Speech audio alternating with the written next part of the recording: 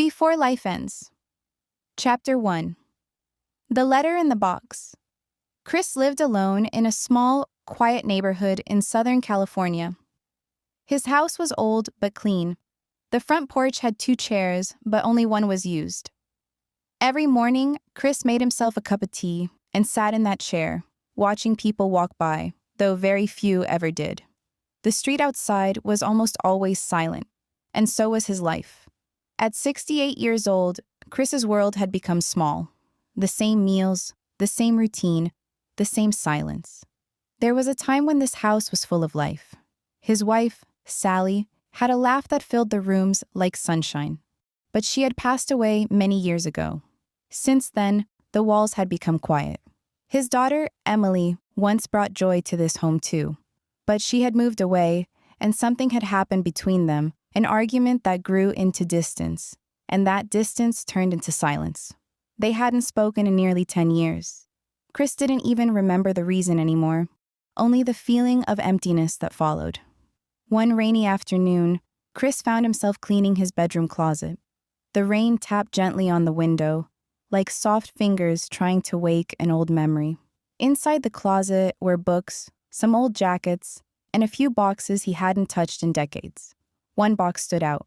It was wooden, small, and had a name carved into the top: George Collins. His heart paused for a second. George had been his closest friend once. They had shared dreams, laughter, and long talks about the future. But life had moved too quickly, and so had George. Chris hadn't heard from him in years. Hands trembling slightly, Chris opened the box. Inside, wrapped in an old cloth, were 2 letters and a folded paper map. The first letter was in Chris's own handwriting. It was something he had once meant to send, but never did. The second letter was from George. Chris unfolded it carefully. The ink was faded, but the words were clear. Chris, if you're reading this, I might not be around anymore. I always believed you would find this box one day. Do you remember our promise? We said we'd go on that road trip across the country. But we never did. Life happened. Families, jobs, excuses. But I didn't forget. I still want that journey to happen. And there's one more thing. I need a favor. If you ever find her, tell her I'm sorry. Tears welled up in Chris's eyes. He sat on the edge of the bed for a long time, the letter in one hand, the map in the other. The paper was old, yellow at the edges, and 5 places were circled in red, each one marked with a small note. One said, "First snowfall in Utah." Another read, "Where we found that old record store." And one in the corner simply said, "Emily, last hope." Chris stared at that name. It brought back 2 different emotions. One was of George's lost love, someone he used to talk about long ago. The other was of his own daughter, Emily. 2 different Emilys, 2 different stories. But the name hit his heart in the same way. Outside, the rain had stopped. A golden light touched the streets as the sun began to set. Chris stood up slowly, folding the map with care. He placed the letter in his pocket and walked to the living room. A photograph of Sally hung above the fireplace. Her eyes still smiled at him. "I think it's time," he whispered. He went to the small garage behind the house. Dust covered everything. In the corner sat his old red car. It hadn't been driven in months, but when he turned the key, it started. It coughed, it roared, and then it purred like it remembered its purpose. Chris didn't take much. 2 shirts, 1 coat, the map, the letter, and an old photo of Sally. He looked around the house one last time. The couch, the clock, the table. Everything looked the same, but nothing felt the same. When he stepped outside, the air felt different. The wind touched his face, like it was saying, "You're not too late." Chris drove slowly through the city. Lights came on in windows. Children played in front yards. Life moved forward around him. He had no hotel booked, no destination for the night, and no GPS. Just a map drawn by memory and a heart ready to feel again. He didn't know who he would meet or what he would find. He only knew that something inside him had woken up, a part of him that once dreamed, a part that still believed there was something worth seeing, something worth doing, before life ends. Chapter 2. The Desert and the Stranger. The road felt endless.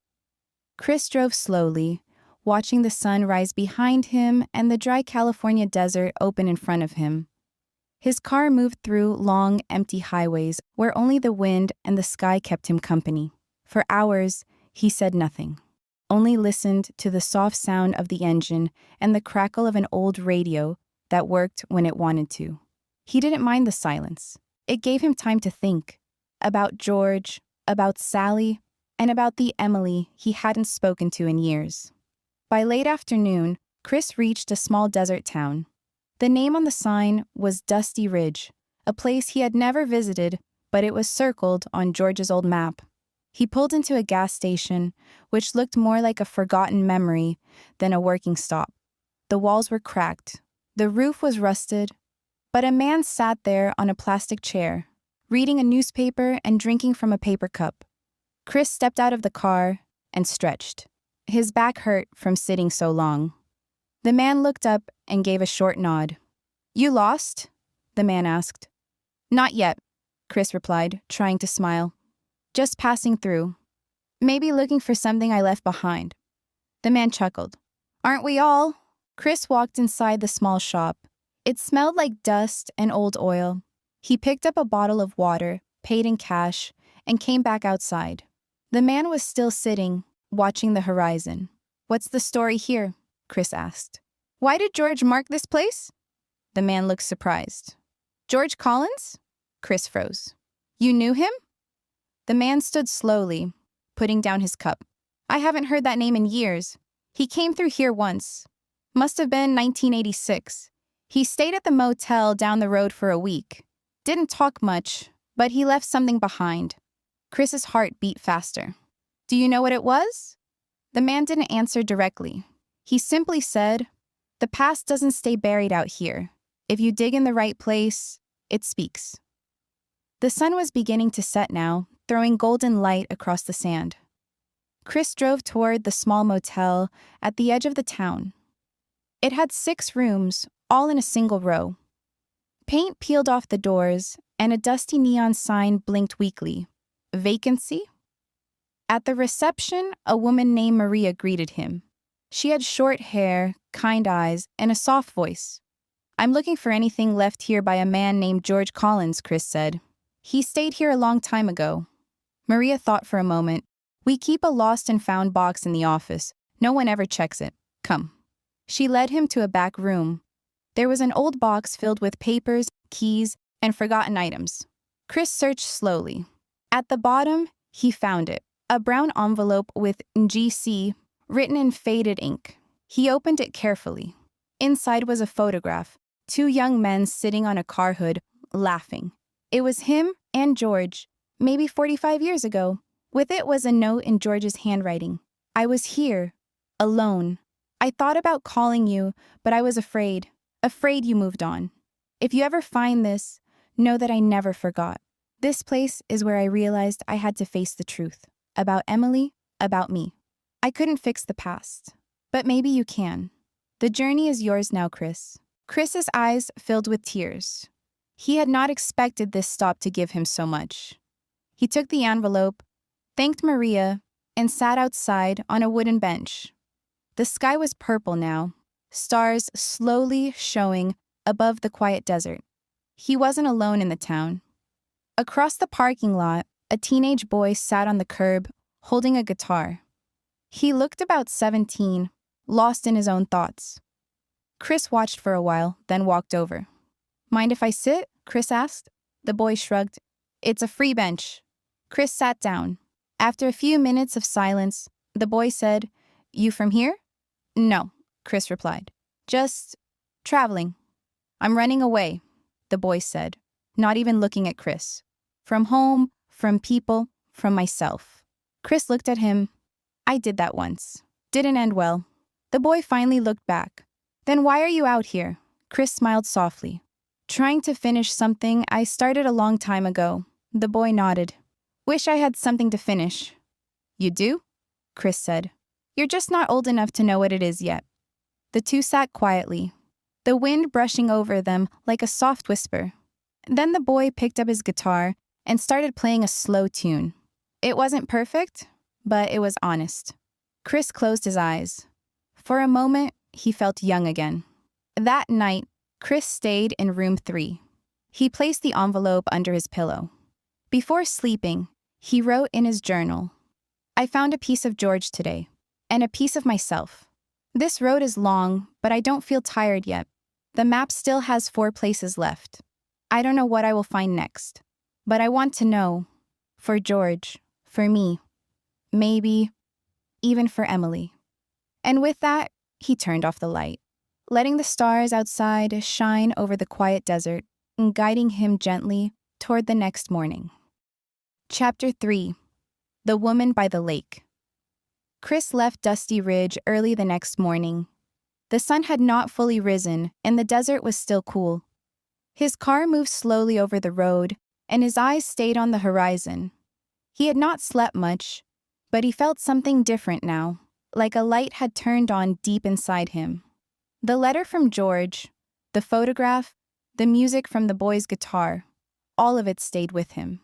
It was as if the road itself was speaking softly to him. Keep going. By noon, Chris reached the edge of a small lakeside town.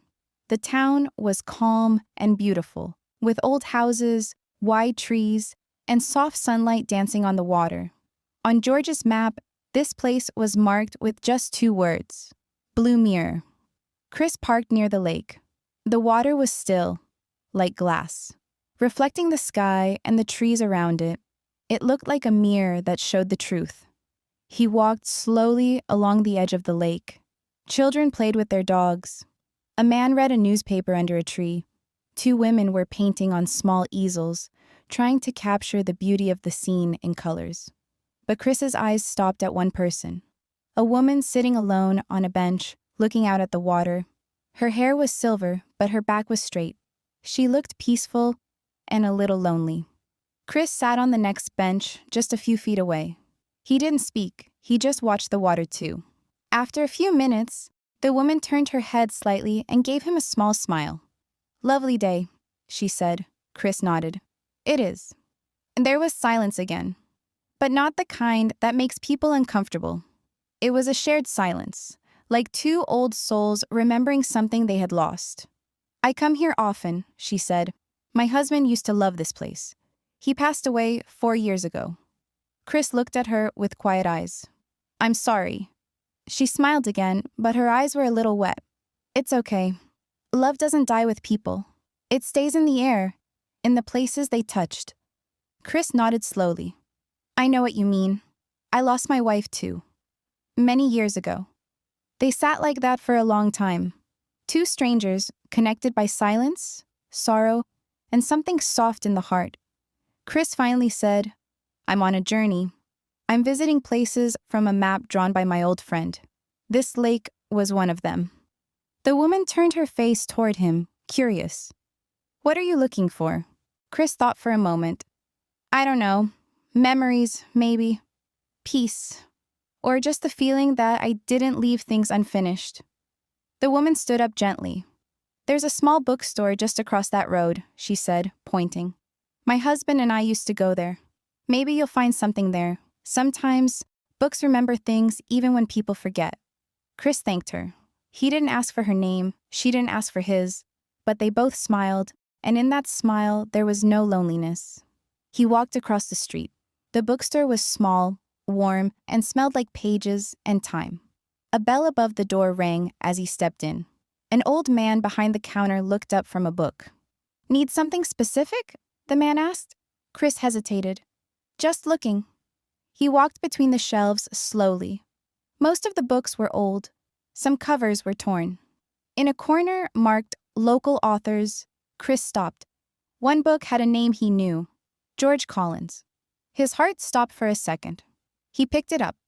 It was thin, like a long letter. The title was When We Almost Loved. He opened the book. Inside the first page, in George's handwriting, was a note. For Emily. "I never said the words." So I wrote them instead. Chris stood still. He flipped through the pages. It was not a novel. It was a story. George's story. About two boys, two dreams, and a girl named Emily. It was about friendship, fear, love never spoken, and a journey that never happened. Chris bought the book and asked the man at the counter, "Do you remember this writer?" The man nodded. He left 10 copies here many years ago, said he didn't care if they sold, just wanted them to rest in peace somewhere quiet. Chris walked out of the store, the book in his hand, and sat on the same bench by the lake. The woman was gone, but the water was still shining. He opened to the middle of the book and read a chapter out loud, to the lake, to the air, to anyone listening. Then he opened his journal and wrote, "George loved her, and she never knew. Or maybe she did and waited too long. Love is like water. It flows until we block it. And when we open our hearts again, it returns.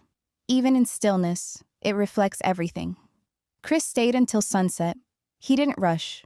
He watched the colors change in the sky and touched the lake gently. He held the book close, like a message from another time.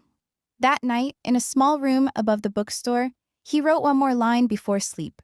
This journey is not about finding someone. It's about becoming someone before life ends. Chapter 4. The Man on the Mountain. Chris left the lakeside town early, the morning mist still resting gently over the road. The car moved slowly, climbing toward the mountains. On George's map, this stop had a small note, "High Rock, answers live here." Chris didn't know what that meant, but something about the name stayed in his mind. The road was narrow and quiet, with tall trees on both sides. The air was cooler, and the wind carried the scent of pine and wet earth. It was peaceful, but heavy, like memories were hiding in the fog. By midday, Chris reached a small mountain town called High Rock.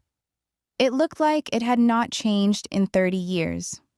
A single street ran through the middle, lined with wooden shops, a small cafe, and an old church bell that had stopped ringing.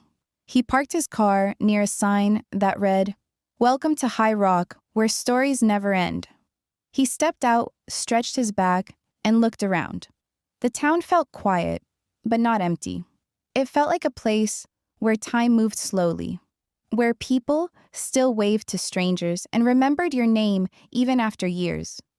Chris walked into a small cafe and ordered a cup of black coffee. The woman behind the counter, around 60, looked at him for a long moment. "You're not from here," she said gently. "No, just passing through," Chris replied. "Following a trail," she smiled. "A memory trail?" Chris smiled back. "Something like that." She brought him the coffee and sat across the counter. "Lots of people pass through here chasing the past. Not everyone finds what they're looking for." Chris pulled out the folded map from his jacket. "Do you know anyone named George Collins? He might have been here many years ago." The woman's smile faded just a little. She looked at the map, then at Chris. "Yes," she said softly. "George came here often, stayed up at the mountain lodge, spoke very little, always carried an old photo in his coat pocket." Chris leaned in. "What photo?" She stood and walked into the back room. After a few minutes, she returned with an envelope. "He gave this to me once, told me if someone ever comes asking, give this to him." Chris opened it slowly. Inside was a photo, 3 people standing by a small wooden cabin. It was George, a young woman, and Chris himself, smiling, holding a guitar. His hands shook. He stared at it for a long time. "I forgot this day. Completely." The woman nodded. "He never did. The woman in that photo, her name was Sally." Chris's heart stopped for a second. "My Sally," he whispered. She nodded. "Before she met you. They were close. But something happened. She left suddenly. Then she met you. George never spoke about it, but I could see the pain in his eyes whenever your name came up." Chris held the photo tight. A mix of shock, guilt, and confusion filled his chest. He loved her. The woman nodded again. "And he let her go. He never blamed you, but he never told you either." Chris walked out of the cafe in silence. He walked for a long time through the trees until he reached a hilltop, in the same place in the photo. The cabin was gone now, just a few stones left. But the wind still passed through the trees like whispers. He sat on a rock and opened his journal. Today I found a truth I wasn't ready for. George loved Sally, and I never knew. But he chose friendship over feelings. He let me have a life with her. That's not weakness. That's love too. He wiped his eyes. I didn't steal her, he whispered to the air. You gave her to me. And I never said thank you. Just then, a voice came from behind. You must be Chris. He turned around. A man, maybe in his late 50s, stood there. He wore a flannel shirt, jeans, and had kind eyes. I'm George's brother. Name's David. I've been waiting to meet you. Chris stood up, still holding the photo. Why didn't he tell me? David walked beside him and sat on the next rock. Because he knew your heart would break. He wanted peace, not pain. They sat quietly. Two old men, two long stories. One unfinished goodbye. David gave him one last letter. George left this with me. Said only to give it when the time felt right. Chris opened the letter. Dear Chris, if you're reading this, it means you came. Thank you. Sally loved you truly. I saw it in her eyes. She chose you. I never wanted to be between that. I only ask one thing now. Don't let regret steal your peace. Keep walking. There's more for you out there. Someone still waits. Her name is in the last town. Go. Before life ends, live it fully. Chris closed his eyes. The wind touched his face like a soft hand. He looked at David and said, Thank you for waiting. David smiled. We all wait for something, Chris. Some wait for answers. Some wait for forgiveness. And some, like you, wait to begin again. That night, Chris stayed in a small room above the church. He didn't speak much. He didn't write. He just watched the stars through the window and let silence hold his heart. But before sleep, he whispered one word, Emily. He didn't know which one he meant, his daughter, or the woman from George's past, but maybe the next town would give him that answer. Chapter 5. A town called Memory. Chris left High Rock with a heavy heart, but also with something new, clarity. He finally understood the weight George carried for years. He didn't feel angry. He didn't feel betrayed. He felt something deeper. Respect. It was strange to feel closer to someone after they were gone, but that's what the road was doing, pulling open old doors and letting light into rooms Chris had forgotten. As the car moved through tall redwoods and winding roads, the air became cooler. Birds flew across the sky in slow, wide circles. He passed through towns where children played in open yards and old couples sat quietly on porches, hand in hand. Everything felt softer now, slower, more alive. By evening, he reached a sign that read, Welcome to Memory, where old things still matter. The name gave him pause. He parked outside a small inn. It had white wooden walls, flower pots by the windows, and a small garden out front. Inside, the woman at the desk greeted him with a warm smile. Name? Chris Parker. She looked surprised. You're expected. Chris blinked. I am? She handed him a key and said, Room 4. There's a letter waiting for you. His hands trembled slightly as he opened the room. On the bed was a single white envelope. The handwriting was familiar. It wasn't George's. It was someone else. He opened it slowly. Chris, if you are reading this, I finally had the courage. I knew you would come. Maybe not for me, but for something unfinished. You don't know me yet, but I've known you. Through stories, through silence. My name is Emily. Chris sat down. His breath caught in his chest. He didn't know what kind of Emily this was. His daughter? George's lost love? A stranger? That evening, he went for a walk. The innkeeper had told him there was a small cafe by the river, quiet and peaceful. As he reached it, he saw her, a woman around his age, sitting near the water, holding a book. She looked up and smiled. I was starting to think you wouldn't come. Chris froze. Emily? She nodded. George told me all about you. Chris sat down, still unsure. So you're not your daughter, she said gently. George's Emily, the one he never said goodbye to. Chris's eyes filled with tears. He asked me to find you, she smiled. I know. They talked for hours, about George, about the choices we make, about how love isn't always about being together. It's sometimes about letting go. Emily had never married. She had lived a quiet life, working at a library, painting in the afternoons, and writing letters she never sent. Chris listened to her speak and felt something strange, not romantic love, but understanding. The kind of connection that goes beyond time. Two people who had touched the same heart, now sitting face to face, finding peace. Before leaving, Emily placed a small envelope in Chris's hand.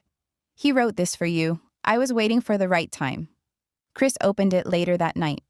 Dear Chris, you found her. Thank you. Now I want you to stop searching for my story. Start living your own. You once had a daughter. Maybe you still do. Maybe it's time to turn the car around, not for me, but for you. You have one more place left on the map. Go there. Not for memory, but for tomorrow. Chris didn't sleep that night. He stood at the window, watching the moonlight reflect off the river. He knew what he had to do now. It was time to go back to the place he had avoided for 10 years. The place where his daughter Emily lived. Not George's Emily. His Emily. And maybe, just maybe, love still waited there. Not the love of a partner, but the love that forgives. The love that rebuilds. Chapter 6. The House with the Blue Gate. Chris drove for hours without a break. The road ahead was clear, but his heart was full of storm clouds. He had not seen his daughter in 10 years, and every mile brought back a different memory. The day she was born, her first steps, her high school graduation, the fight that changed everything. He could not even remember what the fight was about. Maybe it was about money, maybe her decision to leave early, maybe something he said that came out wrong. But over the years, the silence between them had grown louder than any words ever could. Now, he was going back, not to demand forgiveness, but to ask for a chance. One chance. The city looked different from how he remembered it. Taller buildings, more traffic, fewer trees. But when he entered the quiet neighborhood where Emily lived, something slowed down. The streets were lined with blooming plants, kids on bicycles, and people walking dogs. Life here seemed soft and ordinary, like a place where nothing loud ever happened. He parked the car 2 houses away and sat still for a long time. Across the road was a small white house with a blue gate. That was her house. He had seen a picture of it years ago when she had shared her new address in a short message. She had said, "If you ever want to write." But he never did. Chris stepped out of the car. His legs felt heavy, but his chest heavier. As he walked toward the gate, every step was a question. Would she even open the door? Would she shut it again? Did she even want to see him? But he knew he had to try. Not for closure, for connection. He stood at the gate for a full minute before raising his hand to the bell. The chime was soft, and everything after it felt silent. The door opened slowly, and there she was, Emily. Older, stronger, her hair tied back, wearing a simple sweater. She looked at him for a long time, her face unreadable. Chris tried to speak, but couldn't. His throat was dry. Finally, she said, "I didn't expect you." "I didn't expect me either," he replied. She crossed her arms. "What made you come?" Chris looked down. A friend and a map. Emily's eyes softened just a little. She didn't smile, but she didn't close the door either. "You look tired." "I am," Chris said. "From the road. And from the years." There was a long pause, then she stepped back. "You can come in for tea." He followed her inside. The house was neat and smelled like cinnamon and books. A plant sat in every corner. On the walls were small framed quotes and old photos, including one of her and her mother. Chris looked at it but said nothing. They sat at the kitchen table. She poured tea into 2 mismatched cups. The silence was sharp, but it wasn't angry anymore. It was just unfamiliar. I never thought you'd come, Emily said after a while. I didn't think you wanted me to. I didn't for a long time. And now? She looked at him carefully. Now, I'm not sure what I want, but I'm listening. Chris nodded. That's enough for me. For the next hour, they talked. Not about the fight, not about blame, but about life. About how her job as a school teacher was both tiring and beautiful. About how she loved cooking now. About how she never got married but still believed in love. Chris listened like a man who hadn't heard his daughter's voice in 1,000 years. He didn't talk much about his journey, just enough to say, "It started with a friend. It led me back here." He didn't tell her about George or Emily from the past or the mountain. Not yet. Today wasn't for the past. It was for this table, for this cup of tea. As the sun began to set, Emily walked him to the door. I don't know if everything can be fixed, she said. Chris nodded. Some things don't need fixing. Just reopening. She didn't hug him, but she said, "You can come again. For dinner, if you want." "I do." And then she smiled. A real, tired, honest smile. Chris stepped out into the cool evening air. The sky was purple, and the city lights blinked in the distance. As he walked back to the car, he felt like something had shifted. Not a dramatic change, but a door that had stayed shut for a decade had finally moved an inch. He looked back once. Emily stood at the door, watching him. Then she gave a small wave. And in that one wave, Chris found something stronger than words. Not forgiveness, not forgetfulness, but the beginning of peace. Chapter 7. 2 seats in the same car. The air was cool the next morning when Chris opened his journal again. He sat in his car, parked just a street away from Emily's house, watching the quiet world wake up. People were out with their dogs. A few bicycles passed. The leaves whispered with the wind, and for the first time in a long time, Chris did not feel like a stranger in this world. He felt present. He felt seen. The conversation with Emily had not fixed years of silence, but it had opened a small door. And sometimes, one open door is all it takes for light to find its way in again. He looked down at the worn-out map George had left him. 4 places were now marked complete. Dusty Ridge, Blue Mirror Lake, High Rock, and Memory. But there was one last place on the list. A tiny town near the coastline, circled in blue ink. The note beside it read, "The place we never made it to." Chris didn't know what George meant by that, but he knew this last stop wasn't optional. It was waiting for him. Maybe this was where the map ended, but the real journey, the one inside, might just begin. Before starting the engine, Chris felt a tap on the window. He looked up and saw Emily standing there, her expression unsure but soft. "You're leaving?" she asked. And Chris opened the door slowly. "I have one more stop." She hesitated for a moment. "Can I come?" Chris blinked, surprised. "Are you sure?" "I don't know. But I think I need to go too. Not for you, for me. I've spent years building walls. Maybe it's time I see what's on the other side."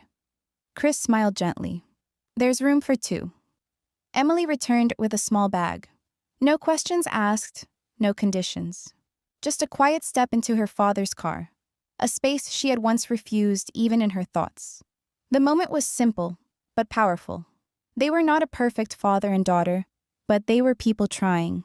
And trying, at their age, meant everything. The drive was long, but the silence between them was no longer painful. It was peaceful. They shared memories, light laughs, and moments that did not need words. Chris told her about the lake town, about the boy with the guitar, about the photo he found in the mountain. Emily listened like someone catching small pieces of a man she never truly knew. She told him about her students, about books she loved, and the quiet evenings she used to spend alone by the window. It wasn't dramatic, but it was real. And that reality was more valuable than any loud, sudden reunion. As they neared the coast, the landscape changed. Hills opened into wide views of the ocean, and the road ran close to cliffs where the wind smelled like salt and freedom. The town was called White Ridge, and it looked like it was carved out of a memory. Small houses, open windows, old boats on the shore, and people who didn't seem to care much about time. They checked into a small inn near the beach, and Chris asked the owner, "Do you know anyone named George Collins who once planned to visit here?" The man thought for a moment and then nodded. "He made a booking years ago, but he never came." Chris's heart beat slowly. "He never made it." The man smiled gently. "Happens to many. They plan, but life pulls them elsewhere. This town gets more ghosts than guests." That evening, Chris and Emily walked on the beach. The sky was turning orange and the waves moved gently, like they knew their rhythm was older than pain. Chris bent down and picked up a small stone, smooth and round. He looked at it for a while, then placed it in Emily's hand. "I didn't know what I was looking for," he said, "but I think this was it, to walk beside you." Emily didn't speak. She just held the stone tight. They found a bench near the lighthouse and sat down, facing the open sea. There, Chris finally spoke without holding anything back. He talked about Sally, her laugh, her death, and the years of quiet grief. He talked about George, his silent love, his sacrifice, and his final letter. He talked about the places he visited, not like stories, but like prayers, soft, broken, and true. Emily placed her head on his shoulder. "I used to think I didn't need a father. I taught myself to stop missing you, but it never worked." "I thought I lost the right to be your father," Chris replied. "But maybe being a father isn't about always being right. Maybe it's just about being there, eventually." They stayed on that bench until the stars appeared. No one disturbed them. No one needed to. The sea had its own music, and for the first time in years, both of them were still, without noise, without fear. When they walked back to the inn, Chris paused by the door. "Tomorrow, I'll leave." Emily turned. "And me?" Chris looked into her eyes. "That's your choice, but wherever you go, I'll be walking beside you, even when you don't see me." She didn't cry. She didn't hug. She simply nodded. And that nod held more love than any word ever could. That night, Chris sat alone on the porch outside his room. He didn't write. He didn't read. He just watched the moon and listened to the sea. And for the first time in decades, he felt like he had arrived, not at a town, but at a truth. Some journeys begin with a map. Some begin with a memory. But the most important ones begin with a hand you thought you'd never hold again. Chapter 8. Where the Road Meets the Sky. The morning sun rose slowly over White Ridge, casting a soft golden light over the sleepy town. The waves whispered to the sand, and seagulls called to the sky, as if announcing a new day, a new chance. Chris stood by the window, watching the ocean breathe, his heart full but calm. This was the final stop on the map. There were no more towns circled, no more old letters to open. But something inside him told him that this story was not just about George. It was never only about memory. It was about movement, about letting the road bring back not just lost faces, but also the forgotten pieces of the self. He and Emily had breakfast in silence, not out of distance, but out of quiet understanding. Some relationships do not need constant talk. Some just need presence. The kind where two hearts sit beside each other, carrying years of unspoken pain, but also the courage to move forward. After breakfast, they took a slow walk to the edge of the cliff behind the lighthouse. The view was wide and endless. The sky above and the sea below seemed to touch. It was the perfect place to finish something old and begin something new. Chris pulled out the map one last time. The lines were faded now, and the paper had grown soft from being folded so many times. He showed it to Emily. "This is where it ends," he said. Emily looked at the paper for a long time. "Maybe not where it ends," she said. "Maybe where it begins again." Chris smiled. "You always were better with words." They sat on a bench carved into the rock just above the crashing waves. Chris took out a small wooden box he had brought along. George's box. Inside were the old letters, the photo, and the book from the lake. Slowly, without a word, Chris placed everything on the bench, looked up at the sky, and closed his eyes. Then, he did something unexpected. He stood up, walked to the cliff's edge and one by one let the items fly into the wind, not to forget them, but to return them. The photo fluttered like a soft goodbye. The letters danced like birds before falling into the sea. The book was placed under a rock near the bench for someone else to find someday. Emily didn't stop him. She watched silently, her eyes shining but dry. That was his story, Chris said. Now it's time to live mine. She stepped beside him and said, "Maybe we live ours." They returned to the town by midday and packed their bags. Chris would not stay here forever. Neither would Emily. But before they left, they both walked to the little community center near the beach. A small notice board stood there, half empty. Chris pinned something to it, a small note that read, "The road may be long, the heart may be tired. But if you're still breathing, there's still time to love, to forgive, and to begin. Seppi." As they walked back to the car, something unexpected happened. A little girl ran past them, chasing a ball, and accidentally dropped it at Chris's feet. He picked it up and handed it back. She smiled and ran off. Emily watched him, then said softly, "You looked like a grandfather just now." Chris laughed. "Maybe I will be. Someday." They drove out of White Ridge with the windows slightly open, the breeze filling the car with the scent of salt and hope. The journey back was not fast. It was slow and thoughtful, like two people choosing to walk the same road after spending years walking alone. Days passed. Then weeks. Chris moved into a small house closer to Emily's city. Not next door, just close enough for dinners, for walks, for sharing books, and sometimes for just sitting together in silence. One afternoon, months later, Chris received a letter. Handwritten, no return address. Inside was a photo of George, younger, laughing, standing at the top of a hill with arms wide open. On the back, it said, "He made it, in you." Chris closed his eyes, held the photo against his chest, and smiled. That evening, he and Emily sat under a sky full of stars.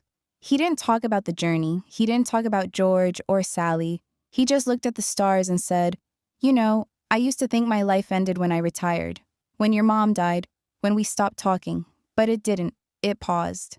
And then it restarted, with you." Emily looked at him and said the one thing he had been waiting 10 years to hear. "I'm glad you came back." They sat in peace. The stars above, the world around them, and the road behind them glowing softly in memory. Chris had found what he was looking for. Not in a town, not in a photo, not in a letter.